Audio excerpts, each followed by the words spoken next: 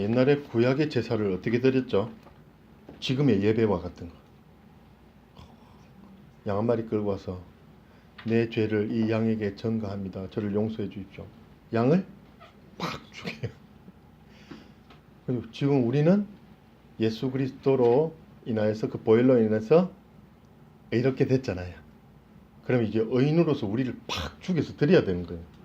옛날에 우리를 죽여서 팍 드려야 돼요. 그래서 여러분들은 의인처럼 예배를 드려야 돼요. 의인답게 예배를 드려야 됩니다. 옛날처럼 막 이렇게 하는 그런 게 아니고 죽고 사는 문제. 이거는 예배는 죽고 사는 문제.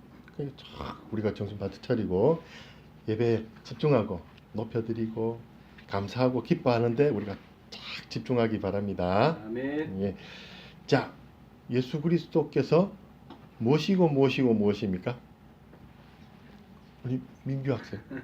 예수님은 길이요, 오, 진리요, 그렇습니다. 아멘. 우리 교회는 정말 수제들이 나고 있습니다. 맞습니다. 이게 요한복음 길이다라고 우리가 첫 설교를 할 때 요한복음 14장 6절 말씀을 가지고 했죠. 혹시 암송하십니까? 한번 해보겠습니까?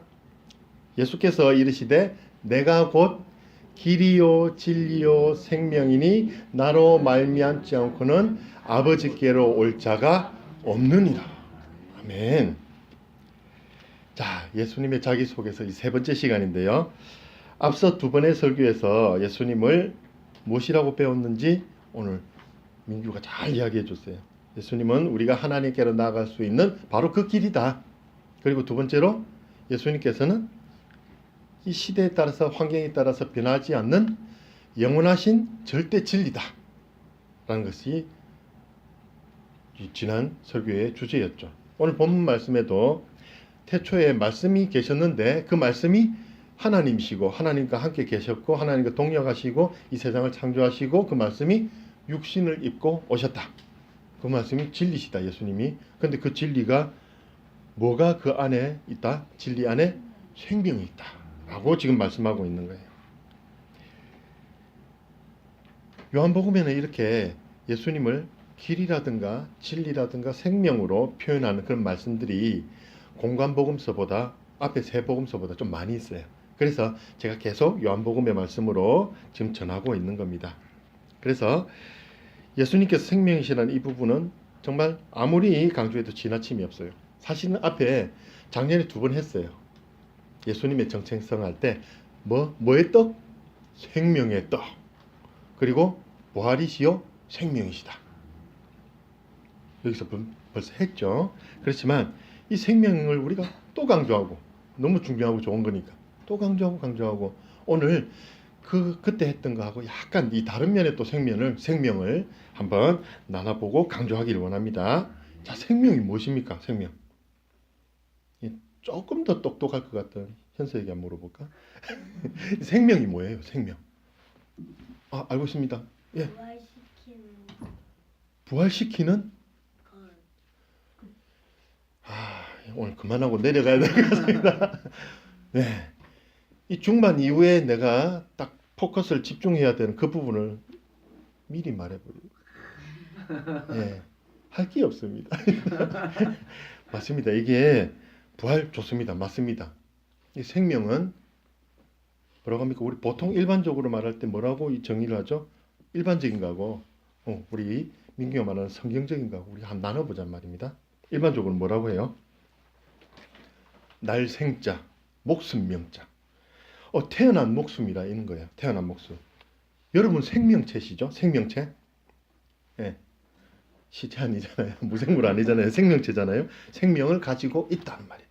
생명이 있죠. 숨 쉬죠. 생명체란 말입니다. 이 생명을 사람들은 무엇이라고 정의 내리고 있냐면 또 사전을 보니까 기본적인 의미는 생물학적으로 말하면 어떤 이런 유기체, 이 살덩어리 같은 유기체가 태어나서 죽을 때까지 살아있는 상태라고요. 죽을 때까지 살아있는 상태, 또 그동안 나타나는 모든 어떤 현상들, 이런 것들을 생명이라고 말합니다. 그리고 또 보니까 살아있는 사물 그 자체를 또 생명이라고 부르더라고요. 꽃을 함부로 꺾지 마. 꽃도 생명이야. 그렇게 말하죠, 그죠? 살아있는 것, 이게 생명이다. 또 뭐라고 합니까? 사물이 존재하기 위해서 가장 본질적이고 중요한 것을 이루는 말. 본질적이고 중요한 것. 그러니까 예를 들면요. 초밥의 생명은 역시 회가 아니라 밥이야. 그런 말 들어봤어요? 회보다는 밥을 잘 지어야 돼요. 초밥의 생명은 밥이다. 할 때 본질적으로 뭐가 중요하냐, 초밥에서. 그런 걸 나타내기도 합니다. 또 그 사물이 유지되는 기간, 사람으로 치면, 생물로 치면 살아있는 기간처럼 무생물이 유지되는 기간이 있죠. 이 배터리 다 됐다 할 때 배터리 생명이 다 했다. 그런 말 쓰잖아요. 그죠? 그런 것처럼 버려야죠. 사물이 버려집니다. 죽어버리는 거죠. 이 표현을 또 사람에게 적용하면 사회적 존재로서 그 사람이 지니는 가치, 지속성을 말하기도 해요. 이번 추문으로 인해 그의 정치적 생명은 끝났다. 요즘 시사적인 문제 그런 거 많잖아요. 추문들이 막 일어나고 안 좋은 것들이 밝혀지고 이럴 때 그 사람의 그 어떤 그 부분의 생명은 끝났다. 그 사람 죽는 건 아니잖아요. 돌아가신 분도 있더라고요. 막 그런 것 때문에 돌아가신 분 진짜 죽지 않고 용서 구하고, 그죠? 속죄하고 사죄하고 이러면 또 벌 받고 이러면 되는데 생물학적인 생명까지도 끊으면 안 되죠. 그죠? 그런데 그 사람이 하는 그 분야의 생명은 끝났다. 이런 비유를 또 쓰기도 하잖아요. 그런데 방금 제가 이 생명에 대한 이런 여러 설명을 드렸는데 공통된 사실이 하나 있다는 것이 느껴집니까? 바로 그 생명이라는데 유효기간이 있단 말입니다. 유효기간이 있다. 모든 생명체나 사물이나 어떤 기능이나 어떤 존재감 이런 것들은 각각 그 수명이라는 것을 가지고 있어요. 수명, 생명이 지속되는 기간. 수명이, 생명의 기한이 정해져 있다라는 거죠. 이처럼 세상 모든 것들은 타고난 수명이 있어요. 그리고 그 생명이 다하는 때에는 그 존재는 어떻게 됩니까? 사라져버려요. 죽어서 사라져버려요.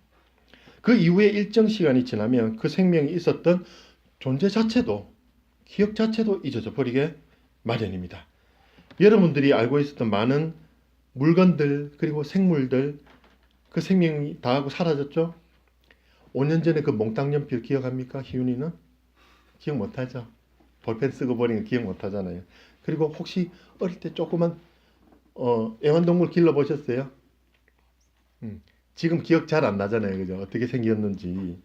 물론 그것들에 대한 추억은 있을 수 있어요. 귀하게 여겼던 추억은 있을 수 있을지언정 여러분 머릿속에 영원히 기억되는 법은 없습니다. 왜냐하면 그 생명은 이미 사라졌고 그것을 추억하고 있는 여러분들도 역시 수명이 있어서 언젠가는 그 생명이 다하고 기억력이란 자체가 없어져 버리기 마련이기 때문입니다. 물론 인간은 사물이나 다른 생물들보다 존엄하죠. 존엄하기 때문에 사람이 생명을 다하고 죽으면 그 사람의 생애를 기리기 위해서 뭘 치릅니까? 얼마 전에 그 고모님 장례를 치렀던 것처럼 장례를 치르죠. 기념하기 위해서 치릅니다. 그리고 시간이 지나도 그가 생명을 가졌었던 것을 기념하기 위해서 뭘 합니까? 그 생명을 다한 날을 기념일로 정하고 제사를 지내고 죽은 자를 오래 기억하려고 붙들죠. 그리고 그마저도 몇 세대가 흘러가면 그 제사도 그치고 죽은 자는 영원히 잊혀져 버리게 됩니다. 그래서 그것을 방지하고자 뭘 만듭니까? 족보라는 걸 또 만들죠. 어떤 사람의 생명이 있었음을 기억하고 지키기 위해서 다 기록까지 막 하기도 합니다. 그러나 우리가 아무리 애써도 이미 생명이 떠난 모든 것들 영원히 기억하고 기념하는 것은 애초에 불가능한 일입니다. 그렇게 잊혀져 가는 것이 두려웠던지 많은 사람들이 영원히 사는 것을 꿈꾸기도 했습니다. 또 어떤 이들은 죽은 후에도 영원히 기억되기 위한 희망으로 어마어마한 그런 기념비와 무덤을 세우기도 했죠. 대표적으로 누가 있습니까? 진나라 시황제, 진시황제라는 사람 있잖아요. 불로초를 구해오라. 불로초가 있겠습니까? 늙어 죽지 않는 풀을 구해오, 약초를 구해오라. 얼마나 그 부하들을 괴롭혔겠습니까? 어디 그런 게 어디 있는데 막 찾아다닌다고 그 산골을 헤매고 다닐 그 부하들을 참 명복을 참 기립니다. 예, 참 그렇게 힘들었겠죠. 또 뭡니까? 무한하게 환생한다는 또 불사조 이런 것들을 막 이렇게 막 그리고 다니는 사람도 있어요. 그 무덤에 불사조 막 그리죠. 그런 게 실제로 우리 옛날 삼국시대나 옛날에 그런 것도 비슷한 그런 예들도 있고 외국에도 많이 있죠. 불사조, 피닉스, 죽으면 다시 태어나고 불에서 태어나고 그렇다고 합니다. 그리고 또 뭐가 있습니까? 이집트 가면 뭐가 있어요? 큰 피라미드. 피라미드가 뭐예요? 그러니까 무덤이죠, 무덤. 그런 것처럼 나의 죽음을 영원히 기억하라. 이러면서 가족들까지 다 데리고 같이 죽고 그렇게 하죠. 애장품들, 뭐 은금을 다 쌓아놓고 죽고. 자, 모든 것은 영원히 사는 건 불가능하죠. 수명이 정해져 있고 모두 죽는다는 것이 일반적인 생각이죠. 다 헛된 거였어요. 그 사람들의 노력도. 일반 고등 종교에도 생명은 그치기 마련이라는 생각에서 벗어나지 못하는 것은 마찬가지입니다. 한 예로서 우리 옛날 그 호산나교회 다녀하셨던 최홍준 목사님이 전도와 새가족 교육을 위해서 쓴 어떤 책이 있는데 그 책에 어떤 책의 부분을 인용을 했는데 어떤 책이냐면 극락의 불나비 극락의 불나비라는 책을 인용한 부분을 써놓으셨더라고요. 전도를 위해서 이런 부분이 있다. 김성화라는 사람의 이야기인데 그분은 해경 스님이라고도 불렸던 사람인데 아버지가 스님이고 주지라서 절에서 자랐어요. 그리고 대학도 나오고 아버지 대를 이어서 주지승으로 그 절을 이렇게 운영을 하고 있었어요. 근데 마음에 정말 해결할 수 없는 문제가 하나 있었습니다. 왜 죽냐는 거죠. 이 죽음은 뭐냐? 어디로 가는 거냐? 라는 질문을 끊임없이 마음속으로 하고 있었습니다. 풀 수가 없었어요. 그래서 자기들의 그 신앙의 대상인 석가모니의 발자취를 따르기 위해서 성지순례 하듯이 태국, 스리랑카, 인도 이런 데를 불교 성지를 찾고 절 찾아다녔지만 풀 수가 없었다고 합니다.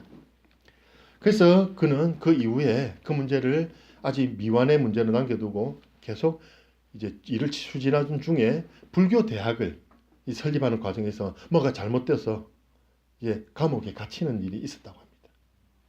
그런데 교도소에 수감된 상태에서 불경을 읽으면서 계속 마음을 가다듬고 있는데 교도관이 성경책을 쭉 한번 읽어보세요 이렇게 넣어주더랍니다. 아이 뭐 참 이런 걸 하면서 쓱 봤어요. 불경도 몇 번 다 읽었고 이제 뭔가 싶어서 읽었답니다. 근데 누가복음 7장에 예수님께서 나인성 과부의 죽은 외아들에게 청년아 내가 내게 말하노니 일어나라 라고 말씀하시니 여인의 죽은 아들이 살아나는 대목을 읽었다고 합니다. 김성환은 이 장면에서 마치 전기에 감전된 것 같은 충격을 느꼈다라고 쓰고 있습니다. 왜냐하면 불경에도 이와 똑같은 이야기가 있기 때문입니다. 이런 이야기입니다. 인도의 구시라라고 하는 성에 간 석가모니는 죽은 아들을 살려달라며 애걸하는 한 여인을 만나게 됩니다. 이때 석가모니는 살려주겠다 라고 대답을 하면서 그 조건으로 당신이 마을에 내려가서 지금까지 그 집안에서 한 명도 죽지 않은 집안을 찾아내어서 그 집에서 쌀을 얻어서 그 쌀로 죽을 쑤어서 아들 입에 먹여주면 그 아들이 벌떡 살아날 것이다 라고 이야기를 해줘. 일말의 힘을 가지고 그 여인은 미련하게 보이지만 마을에 내려가서 그 집안에 한 명도 죽은 자가 없는 집을 찾고 물어보고 다 찾았어요. 혹시나 싶어서. 그런데 그런 집이 있겠습니까? 그런 집은 없고 그런 쌀을 애초에 구할 수도 없어요. 그래서 다시 석가모니를 찾아갔습니다. 아니 어떻게 그런 집이 있습니까? 어떻게 제 아들을 살릴 수 있습니까? 그런 쌀을 구할 수가 없었어요. 그러니까 석가모니가 그 유명한 말을 합니다. 생자필멸. 살아있는 것은 필이 멸, 죽기 마련이다. 살아있는 것은 모두 죽는다. 불교에서 내려오는 아주 유명한 말. 모든 살아있는 것은 죽는다. 바둥거리지 마라. 이 말이죠. 아들을 죽음을 인정하고 놓아주라. 이 말입니다. 이렇게 석가모니는 죽음이라는 것이 모든 생명에게 모든 존재에게 닥칠 수밖에 없는 그런 운명과 같은 존재라고 이야기를 문제 제시는 했어요. 그런데 그 죽음이라는 문제가 당연하게 받아들여지지 지고 그 문제 제시의 답은 구할 수는 없었어요. 왜 죽냐는 거죠. 죽는다. 이건 온전한 답이 될 수가 없어요. 죽음을 어떻게 해결하느냐가 문제겠죠. 이때 김성환은 예수님은 말씀 한마디로 생명을 주셔서 죽음을 해결하여 주신 그 분이다 라는 것을 깨달았어요. 말씀 한마디로 청년아 일어나라.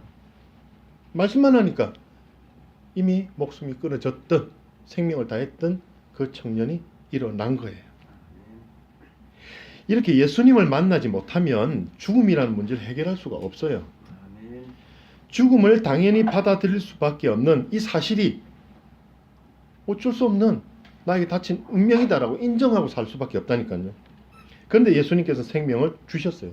죽은 청년을 다시 살리시고 생명을 주셨습니다. 생명이 창조된 거예요.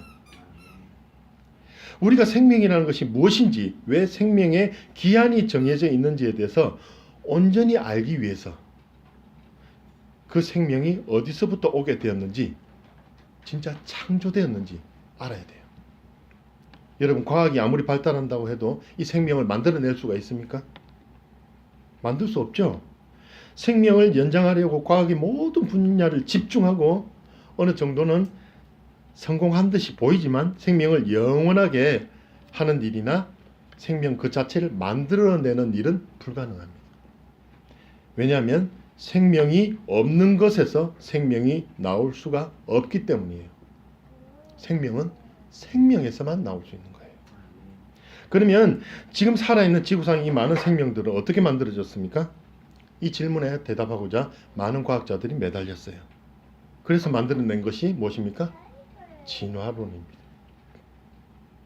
아주 오랜 시간 40억 년 전, 약 40여억 년 전에 지구의 대기에서 태양열과 번개의 스파크를 통해서 코아세르베이트라고 하는 유기물이 만들어졌다고 이름을 지었어요. 그 유기물이 단백질의 기초가 되고 그것이 생명의 기원이 되었다라고 진화론에서는 주장합니다. 저도 어릴 때 탐독했던 칼 세이건 박사의 코스모스라는 책을 통해서 이런 이론을 접했을 때 정말로 많이 배운 그런 연구자, 박사들이 주장할 말이니까 정말로 설득력 있게 들렸고 이 이론에 푹 빠졌어요.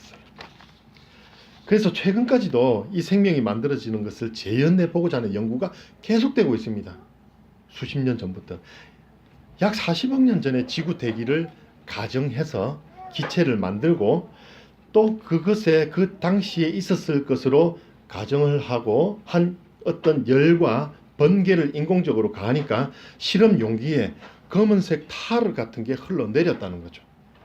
합성이 돼서 합성되니까 유기물이 합성이 됐다는 겁니다. 그리고 이 물질을 분석해 보니 여러 가지 유기물질이 발견되는데 그것들을 단세포로 만들 수 있는, 생명으로 만들 수 있는 재료로 삼아서 자기 복제를 하는 DNA를 가진 생물이 창조되었다, 변화되고 만들어졌다 라고 가정하고 있습니다. 지금 제가 한 말 중에 가정했다라고 하는 말을 몇 번 쓴 줄 아십니까? 3번 썼거든요. 그러나 실제로 이 실험을 했을 때 이보다 더 많은 가정과 가설을 세우고 실험을 진행했을 것입니다. 그 가설 중에 만약에 하나라도 틀렸다고 판정이 되면 그 모든 실험의 결과는 거짓이 되는 거예요. 가설을 토대로 실험을 진행했기 때문입니다. 그나마 실험실에서 나온 결과는 진짜 살아있는 생명체 단세포까지 만들어낸 것이 아니라 스파크에 의한 어떤 유기물질의 거름, 타르 이런 정도이기 때문에 그것을 가지고 대기에 포함된 성분에 번개가 쳐서 유기물이 되고 바다의 세포로 생명체로 탄생하게 되었다는 가설까지 진실로 믿게 되기는 어려워요. 그런데 그것을 가설을 믿고 있다면 그것도 하나의 종교입니다. 가설을 진짜로 믿는 진화교라고 하는 종교일 뿐이에요.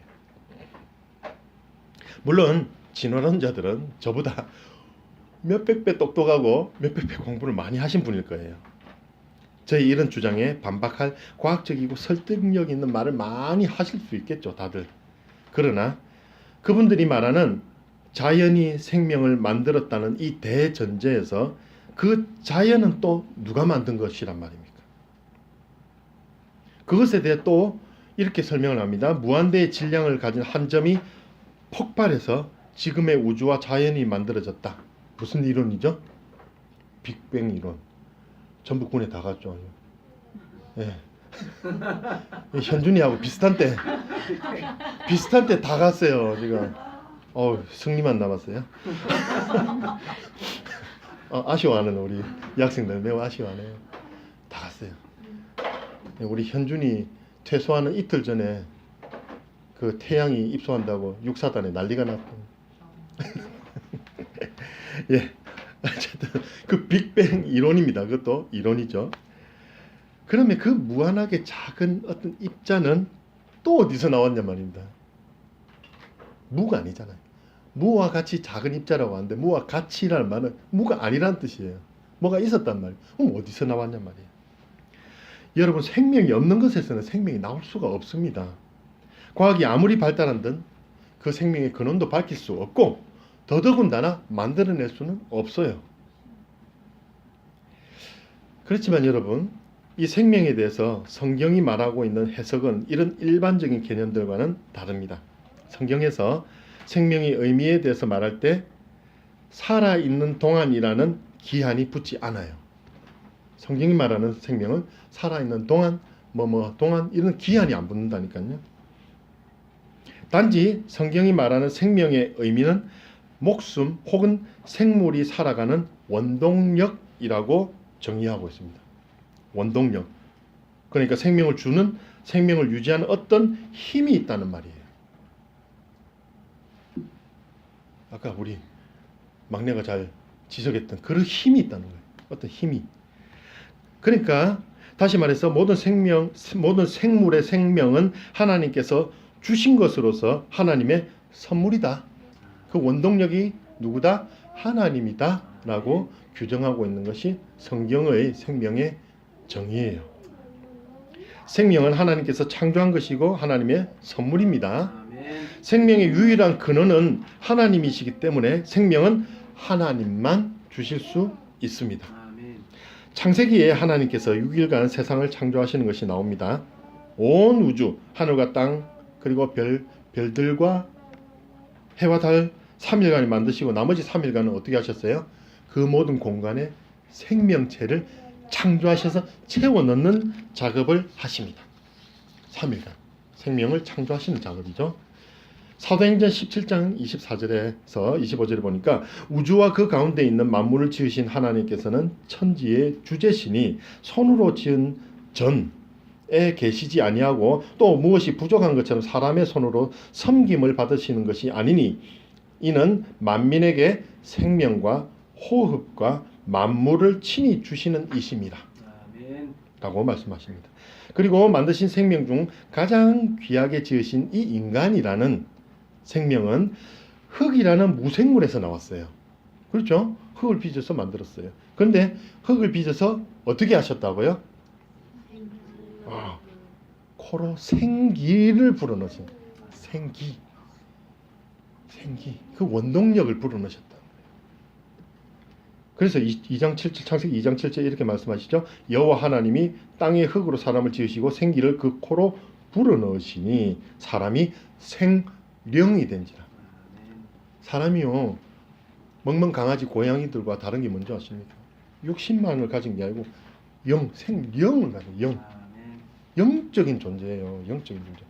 그럼 죽으면 그냥 똑같이 묻히고 흙으로 돌아가면 끝입니까? 아니요. 영이 있다니까요. 변하지 않는 영. 불변의 영이 있다는 거예요. 영이 있어요, 우리는. 자, 그러면 또 혹시 진호론자나 세상 사람들이 이렇게 그러면 하나님께서 그것까지 만드시는데 그러면 하나님은 누가 만드셨어요? 이렇게 또 물어보는 사람 꼭 있어요. 또 보면 출애굽기 3장 14절 상반절에 하나님이 모세에게 이르시되 나는 스스로 있는 자니다. 스스로 있는 자예요. 언제부터 있었다고요? 영원 전부터 계셨어요. 영원이라는 거 잘 이해 못 하시겠죠? 10년 전부터가 아니고 10억 년 전부터가 아니고 지구 생길 40억 년 전이 아니고 영원전, 끝도 없는 그 옛날부터 이미 계셨던 분이라는 뜻이에요. 누가 만드신 게 아니라는 거죠. 그분 자체가 그래서 생명이신 거예요. 생명 자체가 옛날에 있었다니까요. 그 생명이 이 모든 지구상의 모든 만물과 인간까지 다 만들어냈다는 거예요. 그 생명을 만들어내신 거예요. 그것이 예수님께서 내가 곧 생명이라고 하신 이유예요. 오늘 읽으신 본문에 그 말씀이 하나님과 함께 계시고 그 말씀이 천지를 창조하셨다고 하셨잖아요. 예수께서 내가 곧 생명이라고 하신 말씀은 당신 스스로 창조와 생명의 근원이시고 주인이신 하나님으로 계시하신 거예요. 내가 창조의 하나님이다. 육신을 입고 너희에게 왔지만 창조의 하나님이다. 하나님과 나의 영 성령과 동력을 내서 모든 만물을 지은 나 하나님. 스스로 있는 나 하나님. 애초부터 생명이었던 나 하나님이다. 라고 말씀하고 있는 거예요. 여러분 생명이 있습니까? 살아 있습니까? 아멘. 그럼 불신자들은 지금 시체입니까? 아니면 여러분들처럼 살아 있습니까? 예준이는 얼마 전에 졸업식 하면서 꽃다발 받았습니까? 그 꽃이 살아 있던가요? 어려워요? 살아 있던가요? 잘려 있는 꽃이죠. 근데 비누 아이고 좋죠. 돌려쓰기 좋고 예, 급하면 막 세수도 하고. 그 꽃은 살아 있어 보이죠. 땅에 박힌 꽃하고 전혀 차이를 못 느끼게 향기도 나고 싱싱한 색깔도 뿜어요. 그러나 그 꽃다발이 비누가 아니라면 그 꽃다발이 집에 2박 3일 동안 놔두면 어떻게 됩니까? 버려야 돼요. 누렇게 변하고 시들어서 버려야 됩니다. 그 꽃은 살았습니까? 죽었습니까? 살아있으나 죽은 거예요. 애매한 말이지만 그러면 생명이신 예수 그리스도를 모르면 믿지 않으면 그 사람들은 살아있으나 죽은 거예요. 육신은 그 짧은 수명을 다하면 썩어서 흙이 되어 버릴 겁니다. 그러나 예수 그리스도에 접붙여지면 생명이 있습니다. 가위로 잘려져서 죽어야만 될 꽃이 물을 잘 빨아들이는 줄기와 뿌리에 탁 접붙여지면 어떻게 해요? 살아나죠. 그런 것처럼 사람도 예수 그리스도에 접붙여져야 돼요. 성도 여러분, 주님은 생명이십니다. 오늘 본문 4절의 말씀처럼 예수님 안에 생명이 있습니다. 생명을 만들고 생명을 살리는 힘이 예수님 안에 있다는 뜻이에요. 복음서에는 예수님께서 죽은 자를 살리는 사건이 몇 번 나오죠? 3번 나옵니다. 회당장 야이로의 어린 딸과 아까 말씀드린 나인성 과부의 그 외아들과 마리아와 마르다의 형제 나사로를 살리셨어요. 예수님께서는 이렇게 육신을 살리기도 하셨지만 그것만이 다가 아니라 그것을 통하여 계시하시는 뜻이 뭡니까? 하나님의 영원하신 생명이에요.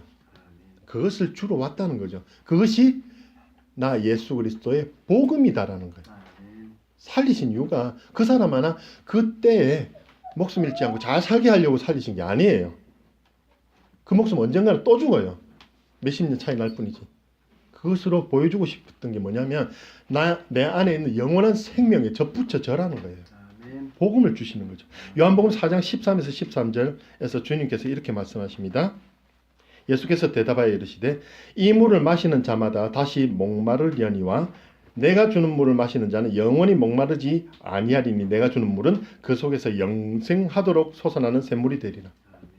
이 세상의 생명은요 다시 주시더라도 또 다시 목말라요.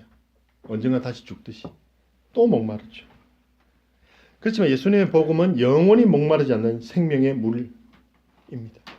한 번으로 영원한 갈증, 영원한 죽음에 대한 그 위협, 그 갈증을 풀어낼 수 있는 그 생명이라는 말씀이죠.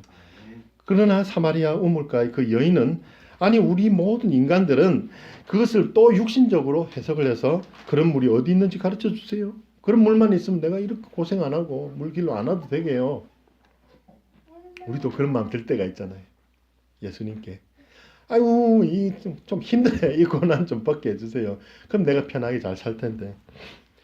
그게 우리 육신의 시야에 갇혀 있는 우리 인간의 어떻게 보면 한계일 수가 있어요. 우리의 지식으로 알 수 없는 영원한 생명수이신 예수님을 우리는 마음으로 믿을 때 그 영원한 생명수를 맛보고 볼 수가 있어요. 아멘. 제자들도 생명이신 예수님을 올바로 보지 못한 때가 있다는 것에는 우리와 다르게 어떤 예외가 없는 것 같아요. 똑같은 것 같아요. 마태복음 8장에 제자들과 함께 예수께서 배를 타고 가시는 중에 갈릴리 바다에 큰 풍랑이 일어서 배가 물결에 완전 뒤집히게 될 지경인데 예수님께서 어떻게 하고 계셨어요? 배 안에서 주무시고 계셨어요. 정말 태평이죠. 얄미워요. 와! 하고 예수님 막 주무시고. 이때 24절에 그 제자들이 나와 깨우며 이르되 주여 구원하소서 우리가 죽겠나이다. 이렇게 말하죠. 예수님께서는 이제 잠에서 깨어나시면서 하시는 말씀이 25절에 어찌하여 무서워하느냐 믿음이 작은 자들아 하시고 곧 일어나사 바람과 바다를 꾸짖으시니 아주 잔잔하게 되거늘 이렇게 말씀하시죠. 여러분 이 말씀에서 무엇을 깨달으십니까? 예수님은 자연도 다스리시는 하나님이시다. 뭐 이런 걸 깨달으십니까? 그것도 맞습니다. 그러나 그것보다 제자들이 한 말을 보십시오. 우리가 죽겠나이다 라고 합니다. 예수님이 누구십니까? 방금 제가 누구시라고 말씀을 드렸죠? 예수님이 바로 생명이십니다. 그 생명과 한 배에 타고 있으면서 자기들이 죽겠다라고 지금 이야기를 하고 있는 거예요. 예수님께서 배가 뒤집혀서 거기 갈릴리 바다에 빠져서 죽으실 수 있습니까?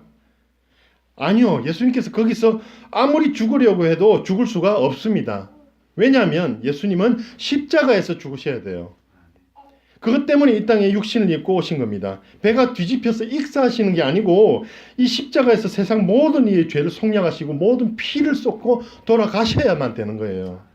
그리고 부활하시고 우리의 부활 소망이 되셔야 되는 겁니다. 예수님이 생명이신 것을 믿는 우리에게 소망이 되셔야 하기 때문에 거기서는 절대 죽으실 수가 없어요. 그래서 예수님도 그 배가 절대 뒤집힐 리가 없다는 것을 잘 알고 계셨겠죠. 그래서 편히 주무시고 계신 거예요. 그 배는 아무리 강한 바람과 풍랑이 일어도 절대 뒤집힐 수가 없습니다. 생명이 타고 계시기 때문에 어떠한 사망의 위협도 소용이 없어요. 예수님이 타고 계시는 한 그 배는 생명선입니다. 아멘. 미국 대통령이 아무리 흐름한 화물 수송기에 타도 그 비행기는 에어포스 1이 됩니다.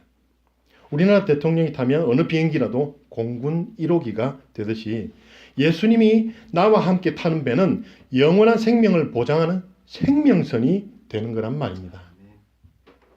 여러분 주님께서 우리 교회를 생명선으로 임명하셨어요. 아멘. 우리 은혜로운 교회를 세상 풍파에 떠내려가다가 죽고 많은 사람들을 구하라고 생명선으로 임명하시고 함께 타고 계신다니까요. 아멘.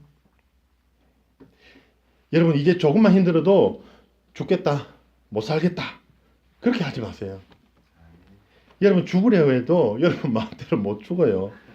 생명이신 주님과 함께 배를 타고 있는 이상 죽어도 살고 산 자는 영원히 죽지 않는 영생을 얻게 되는 겁니다. 아멘. 요한복음 11장 25, 26절에 예수께서 이르시되 나는 부활이요 생명이니 나를 믿는 자는 죽어도 살겠고 무릇 살아서 나를 믿는 자는 영원히 죽지 아니하리니 이것을 네가 믿느냐?